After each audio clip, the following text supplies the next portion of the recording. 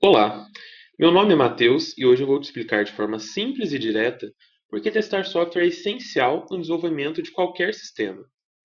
Pense em um aplicativo de banco, um sistema hospitalar ou até o software de um avião. Agora imagine se eles funcionassem sem nenhum teste. Os testes garantem que tudo funcione como esperado.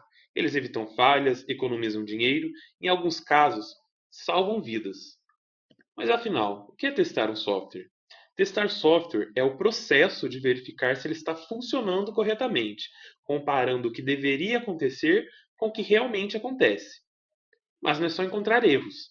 O teste garante que o sistema seja confiável, seguro e eficiente. É como revisar um carro antes de sair da fábrica. Você não colocaria um carro sem freio na rua, certo? Com software é a mesma coisa.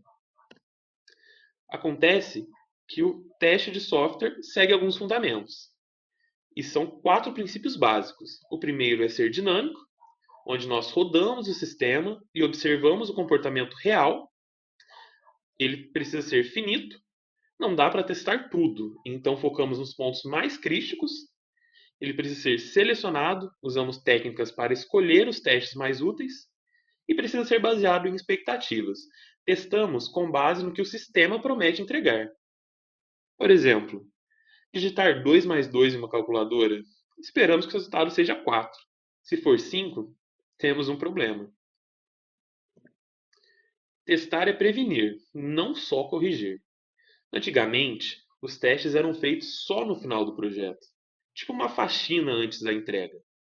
Hoje, eles acontecem desde o início. Isso evita retrabalho, melhora a qualidade e reduz os custos no processo. Vamos imaginar o seguinte requisito: o sistema deve processar pedidos em 2 segundos. Mas com quantos usuários? Em que condições? Essas perguntas surgem se pensarmos em teste desde cedo. É por isso que usamos práticas como o Test Driven Development e o Shift Left Testing. O teste vira uma estratégia e não um obstáculo. Não obstante, nós temos os níveis do teste, temos a pirâmide de testes. Eles são organizados em camadas, formando a famosa pirâmide de testes. Vamos entender cada nível. Primeiro temos o teste de unidade. É o teste de cada pedacinho do código, como se testássemos uma engrenagem antes de montar o motor. Quem faz? Bom, os programadores. Ferramentas como JUnit e PyTest são comuns aqui. Aí nós temos o teste de integração. Agora nós vamos juntar todas as partes, verificando se os módulos funcionam bem juntos. Um bom exemplo disso, um módulo envia data em formato brasileiro e o outro espera no padrão americano. Bom, isso com certeza pode gerar um problema. E por último, mas não menos importante, temos o teste de sistema e aceitação. Aqui testamos tudo junto, simulando o uso real. Verificamos desempenho, segurança, compatibilidade e se o sistema atende às expectativas do cliente. Esses níveis garantem que o software funcione bem em cada detalhe e também no todo. Então é isso. Testar software é mais do que encontrar falhas. É assegurar qualidade, confiança e segurança. Olá, eu sou a Ada e eu vou começar falando sobre os objetivos dos testes.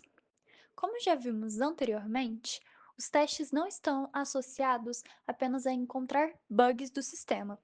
Eles vão muito além disso, tem a ver com qualidade, segurança e confiabilidade do sistema. Começando com os testes funcionais.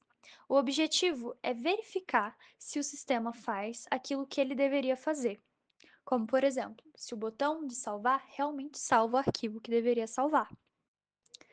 Os testes não funcionais vão ter a ver com desempenho, quanto tempo o software leva para realizar uma tarefa, com segurança, se as senhas elas estão sendo criptografadas corretamente, por exemplo, usabilidade, se o sistema ele é intuitivo, se o usuário precisa de ajuda para utilizar aquele sistema. Por fim, o objetivo dos testes de regressão é garantir que novas alterações no sistema, como a correção de bugs ou a adição de novas funcionalidades, elas não vão afetar negativamente o que já estava funcionando. Nessa situação, a automação ela é extremamente útil, pois permite testar rapidamente grandes partes do sistema sempre que houver uma mudança. Esses três objetivos se complementam e são indispensáveis para garantir um software confiável e de alta qualidade. Agora, eu irei descrever brevemente os principais tipos de testes de software, começando pelo teste de segurança, que vai verificar se o sistema está protegido contra ataques, se ele garante confidencialidade, integridade e disponibilidade, que são os pilares de segurança. O teste de estresse, que vai avaliar o comportamento do sistema sobre uma alta demanda, como por exemplo um dia de promoção no app de delivery. O teste de back-to-back, que vai comparar a saída de duas versões do sistema com a mesma entrada para identificar possíveis regressões. O teste de recuperação, que ele vai verificar se o sistema ele consegue se recuperar após uma falha. Por exemplo, como o seu sistema vai funcionar depois de uma queda de energia. O teste de interface, que tem o objetivo de assegurar que diferentes módulos do sistema se comuniquem corretamente. Por exemplo, uma API enviando dados para um aplicativo. O teste de configuração, ele checa como que o sistema funciona em diferentes ambientes, como por exemplo, como ele vai funcionar no Windows, como que ele vai funcionar no Mac e como que ele vai funcionar no Linux. O teste de usabilidade, como a gente acabou de ver, ele vai avaliar se o sistema ele é fácil de usar, se ele é intuitivo, se com facilidade num sistema de compras, se o botão comprar, ele está visível e de fácil acesso para o usuário. Outra questão importante relacionada a testes de software são as técnicas de teste de software.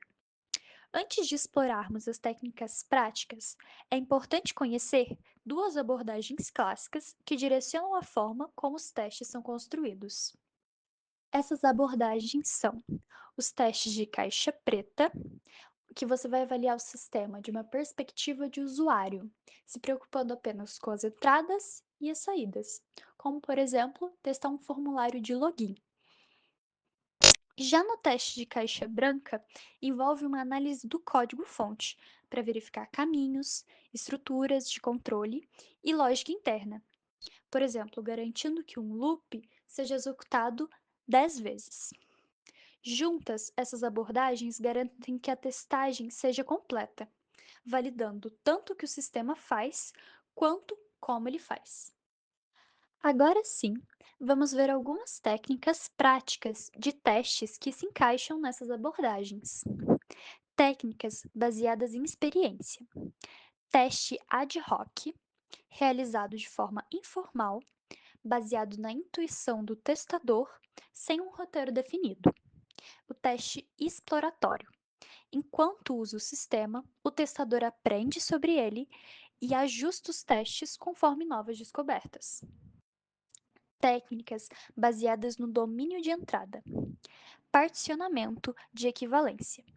Divide os dados de entrada em grupos que se comportam da mesma forma, economizando tempo de teste. Análise de valor limite. Testa os valores nos extremos de cada partição, como 0 e 100, onde os erros costumam acontecer. Teste aleatório. Envie entradas inesperadas ou mal formadas para tentar quebrar o sistema e encontrar falhas ocultas. Técnicas baseadas em código. Cobertura de fluxo de controle. Garante que todas as instruções e decisões do código sejam testadas pelo menos uma vez. Cobertura de fluxo de dados. Verifica se todas as variáveis são corretamente inicializadas, utilizadas e finalizadas. Técnicas baseadas em falhas. Graph de erros. O testador usa sua experiência para prever onde o sistema pode falhar e cria testes voltados para esses pontos. Teste de mutação. Pequenas alterações são feitas no código mutantes, para verificar se os testes existentes detectam essas mudanças. Se não detectarem, os testes precisam ser melhorados. Técnicas baseadas em modelos. Máquinas de estado finito simulam o comportamento do sistema conforme ele muda de estado. Exemplo: de carrinho vazio para pagamento concluído. Tabelas de decisão definem os comportamentos esperados com base em diferentes combinações de condições, como se cliente for VIP e houver estoque, aplique desconto.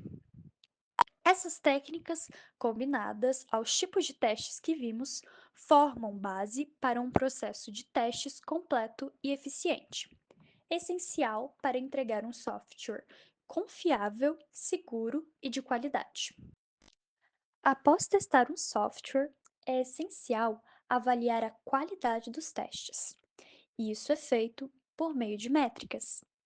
A cobertura de testes indica quanto do código foi exercitado, mas alta cobertura não garante ausência de erros. A densidade de falhas mostra a proporção de defeitos por quantidade de código, ajudando a localizar áreas críticas. A taxa de defeitos detectados compara os bugs encontrados nos testes com os que escaparam para a produção, revelando falhas na estratégia.